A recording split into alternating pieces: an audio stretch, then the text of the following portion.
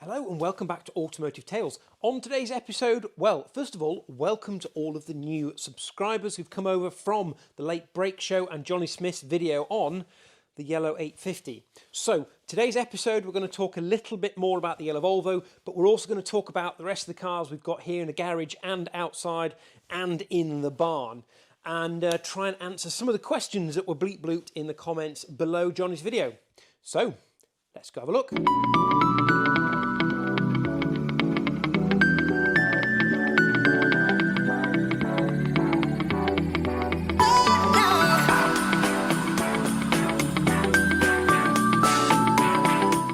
So, before we talk Volvo 850s, which is one just tucked up there, I want to talk Fiat 850s. So, you'll have noticed in the video that Johnny did when he came to do a cold start, effectively, on our Volvo 850, this was sat outside my garages. It is now tucked in here for winter, along with the Volvo up there.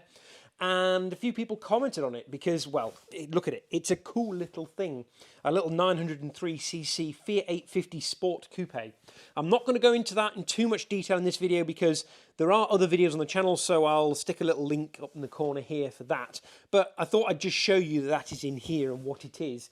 And then we're going to go and talk about the Volvo, which, excuse my shoddy camera work, is now sat clean up on the lift. Okay, so at the end of Johnny's video, you may have noticed that we got the Volvo into the garages. We have now got it up onto the lift, mainly so I could get the Fiat 850 back in the garage as well. So now is a chance to have a look underneath. So obviously we cleaned it. It looked fabulous on the show, but cleaning the green off the outside isn't the whole story. So I'm going to have a look underneath, see if there's anything I need to do before it goes back on the road. I know it needs a cam belt. I know it's going to need wheels and tyres. Probably going to need brakes as well, but is there anything else lurking that's likely to trip me up on an MOT? So let's go and inspect the underside. Right, yeah, well, this is the underside of the T5R, and, you know, to all intents and purposes, it doesn't look too bad. But as you start to get down the back here, you can see the brackets for the rear bumper look shot, which is a fairly standard Volvo thing. This exhaust is absolutely knackered, but it's actually only this pipe, I think. Wow, look at that. It looks like it's been under the sea. But the actual centre box, which is this great big suitcase of a thing here, that doesn't look too bad. By the way, if you're wondering why this is on a funny angle, it's because, well, there's a car right here. And it's horrible weather outside. Now it's winter, so I don't really want to push multiple bikes and a car outside in the rain. But we can work in here in the dry at least. So aside the rusty exhaust and those rear bumper hangers, which probably aren't going to be a problem for the MOT, because it doesn't actually look like there's a hole in the exhaust, it's not actually looking too bad in here. Now what might get interesting is looking at this front end. Now I'm going to have to go and reposition my light because it's starting to get very dark down this end of the garage. But yes, it's sweating some power down here, I think. That said, it doesn't look like there's any oil that's dripped on the bikes, so there's nothing actively leaking, but it definitely has leaked somewhat. Sort of a shame the same can't be said for the Triumph, which needs 2 drip trays. So on closer inspection, it looks like there's a couple of things leaking. There's obviously something leaking from that side, and it looks like it's leaking here between the engine and gearbox, so maybe the rear main seal has gone on the engine, which is not ideal. But we'll see how bad that is. Everything up here is a bit tricky to see, and I can't really get the light in here, but the snail is just up here. That all looks nice and dry, so there's no oil leaks coming from that. And then if we start to look behind the wheels, it's a little bit crusty, but everything sort of looks okay in there. I suspect I might need to get a little bit of the flakes of rust out from in there where the ABS rings are, because that's probably going to come up with some errors. But everything sort of looks okay. There's no CV joints that are leaking. And it's a similar story on the other side, which you can't see here because I haven't got the light on this side. But all of that looks pretty dry. So that's good news, all in all. Just quickly, while we're on the subject of leaks, you'll remember there was a nice big patch of something on the floor under the Bentley Turbo R. So, as you can see, there is a very green pot of looks like alien blood. So that is the LHM fluid that runs all the hydroelastic suspension and the braking system on the Bentley. And it turns out that right behind here is where the overflow is. So given the car has just had the 2 new calipers on each of the front wheels here. I suspect that when it was all done and the pads were pushed back, it's put too much fluid back into the reservoir, which has probably been topped up as the brake pads have been wearing, which was all fine and dandy until, as you can see down here, it is now squat at the back. So over time, these cars settle down, which is all the hydroelastic fluid, the LHM fluid, leaking out of the system back into the reservoir, which is just under here on the bonnet. So yeah, as that squatted, it's obviously shat out a load of, let out a load of its fluid. So I'm hoping that's the end of the story. Now it's properly sat on its bump stops at the back. That means no more leaking, although it has leaked quite a lot. So hopefully that's not made a bit of a mess of my floor, because as you can see, this is a bare concrete floor. We haven't painted this yet. The plan is to get a nice layer of paint on this to stop the dust. You'll notice I haven't got car covers on any of the cars. I have got car covers for them, but even though this was clean before it went in, you can see, well, apart from my terrible job of cleaning it, because there's lots of watermarks, it's already covered in a thin layer of dust. So the last thing I want to do is put a sheet, a tarp on top of this, or a car cover, and it scratched the paint. Although, since I've put it away, it would appear we also have a cat problem. So our neighbour's cat likes to break into here, so every time I've left the door open, he sneaks in, and he's been sitting on top of the bloody Bentley, which is marginally annoying. Anywho, that's not what we're down around this side of the garage to talk about. I want to talk about wheels and tyres. So, this rear tyre here being the worst of the protagonists, but all four tyres on the car are pretty old, and they're all cracked on the sidewalls. That one, as you've probably seen in Johnny's video, is constantly going flat. But also the wheels themselves are starting to cause a problem. So let me show you what I mean. Okay, so this is driver's front. As you can see, this one is actually going down as well. It didn't look that bad the other day when I came in. So there's obviously a slow leak somewhere on here. But if you look carefully right inside the wheel, you can probably just about make out. It's a little bit of a black line just there where the spoke meets the outer rim. And that's just the top coat starting to come away. So all of that is flaking. That might be where the pressure's going. And all of the wheels have started doing the same thing in a fairly short period of time.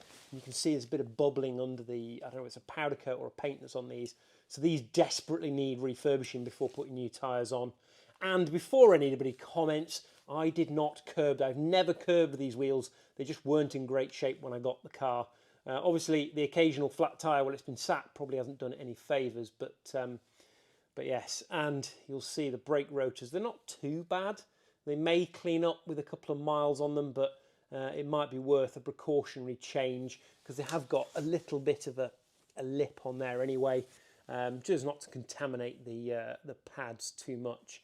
So the first job I'm going to do on the car, therefore, before we go anywhere with it, is to get these wheels off. I have got some spare Volvo wheels somewhere that should fit over these brakes, which I can put on the car temporarily, get these off, get them in to be refurbed, get 4 new tyres on, and then at least it's kind of road legal from that perspective before we start looking at the things you can't see, like the cam belt, and also some of the other more detail-y bits, which is actually something we need to talk about.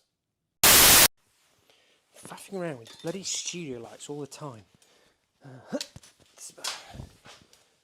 The things I do for you, subscribers of my channel, eh?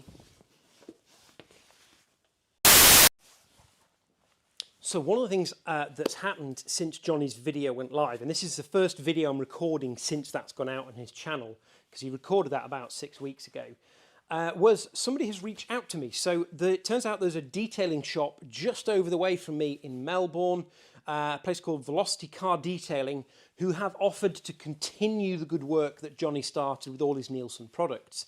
So once I've got the wheels and tyres sorted, once we've got an MOT on it, the plan is to drive it up, and we're going to do a day detailing the car, film the process, so we can kind of do a bit of a collab with them. And before anybody says it, no, I'm not going to take a freebie. I am going to pay for the detailing, despite what he said already, because I think there's a lot of work to be done on getting this up to scratch. So I'm not going to make anybody work for free, because it's my fault it's in this bloody state. So yeah, so hopefully we'll get the wheels and tyres done, we'll get the cam belt done, get the MOT done, at least get it up there and get it looking nice and squeaky clean, back like it was when it was here for my wedding. So we have a few of the things we need to update you all on.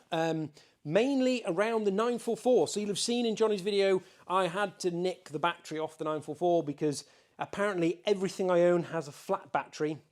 In fact, I need to put the Clio on charge. And so I only had one working battery on the day, so it was moved around between the 944 and the Volvo. So at the time of recording, the Volvo was up for auction with Evoque Classics. Volvo? No.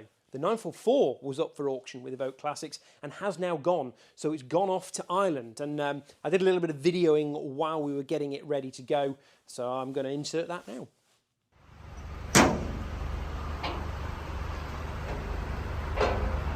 So you can see here just how bad the underside of the 944 is, which is a shame because the actual main body of the sill is pretty solid, although it looks like it might be starting to separate a bit down there. And of course, the big issue back here, bottom of the battery tray, there is a big old hole. But that's not going to be my problem. It's going off to a guy in Ireland who is a restorer and a collector, so he is going to put this car back on the road and use it himself, which is lovely to hear. So I should be passing this message on to the previous owner, who I'm still in contact with, and hopefully we'll see the car again soon. Well, maybe not see it, we might see it online, maybe. All right, back to the main video.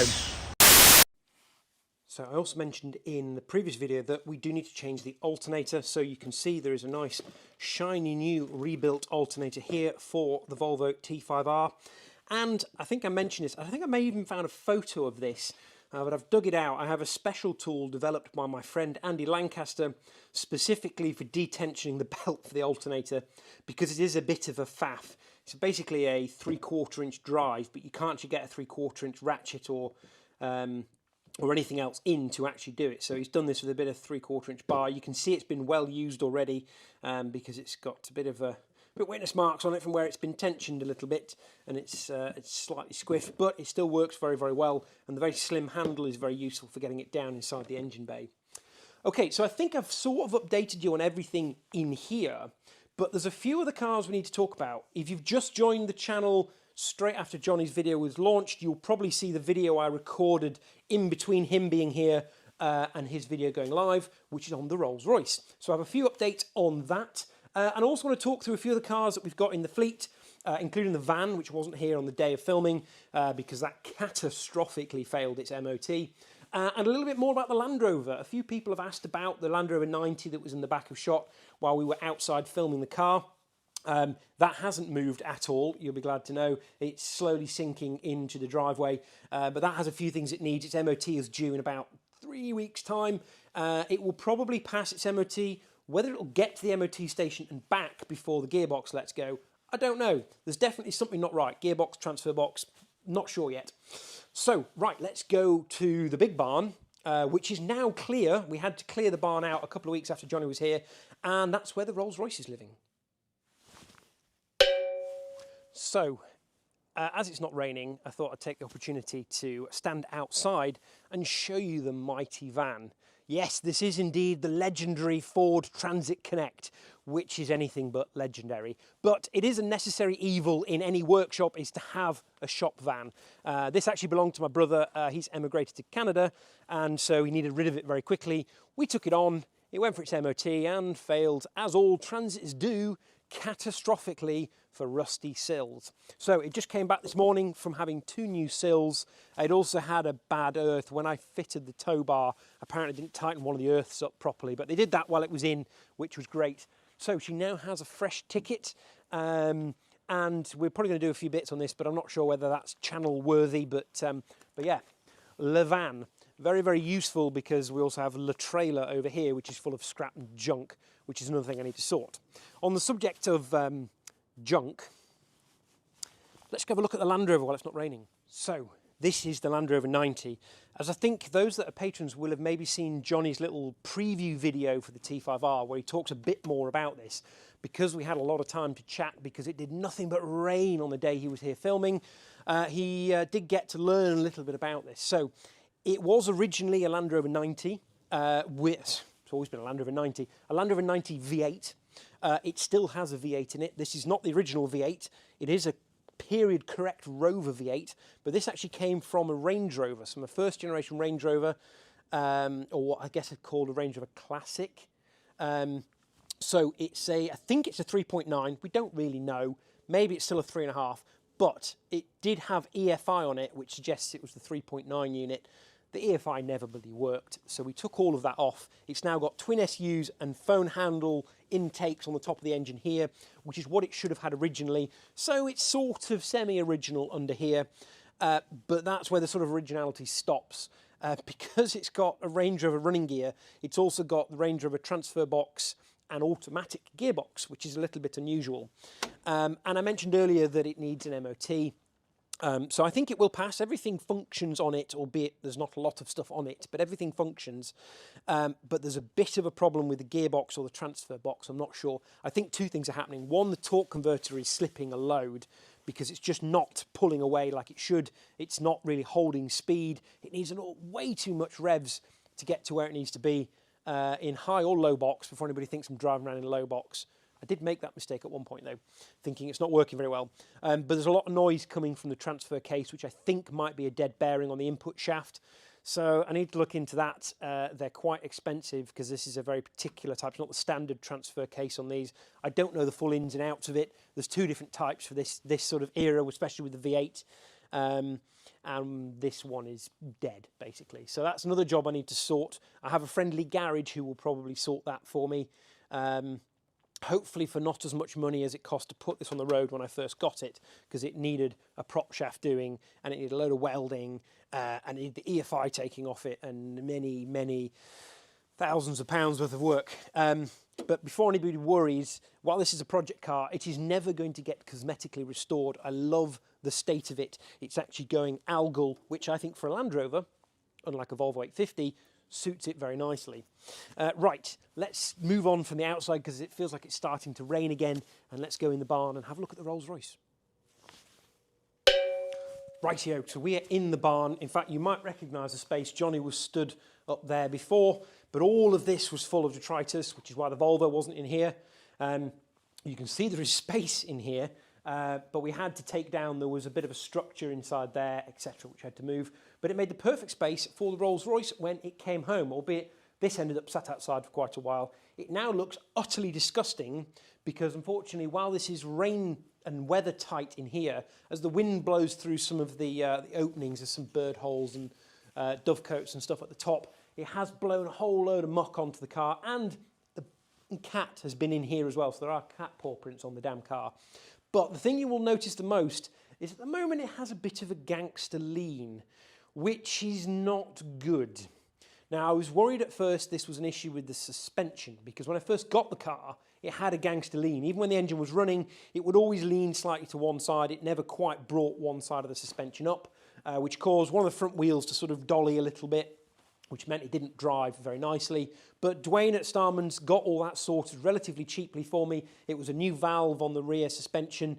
It wasn't telling the system it needed pressure. The valve was stuck closed. Once we replaced that valve, it pressured up the system and the spheres brought the car up. It's since had new spheres at the back, so it does ride very nicely.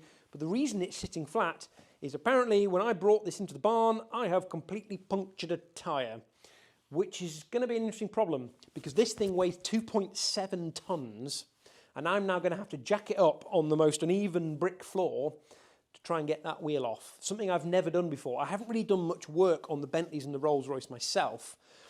Certainly not anything that needs to go underneath, because they're so flipping heavy, it terrifies me, the idea of putting this thing on a jack, which is why you'll notice the Bentley is on the ground floor in the garage, not up on the lift. Even though the lift is technically strong enough to take them, I still don't like the idea of standing underneath this or the Bentley, which weighs nearly 3 tonnes. So it's a good 200 and odd kilos, 250 kilos heavier than this. So there is also one other problem. So after we got it started in the previous video, I think at the end of the video I talked about going around and doing some mileage in it. I did a good few hundred miles in this. I had great fun commuting in it.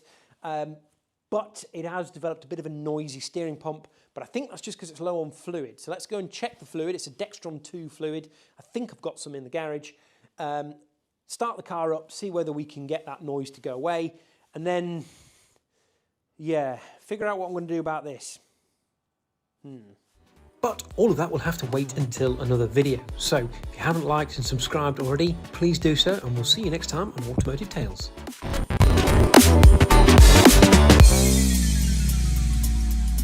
Don't forget to like, comment, share and subscribe. Thank you for watching.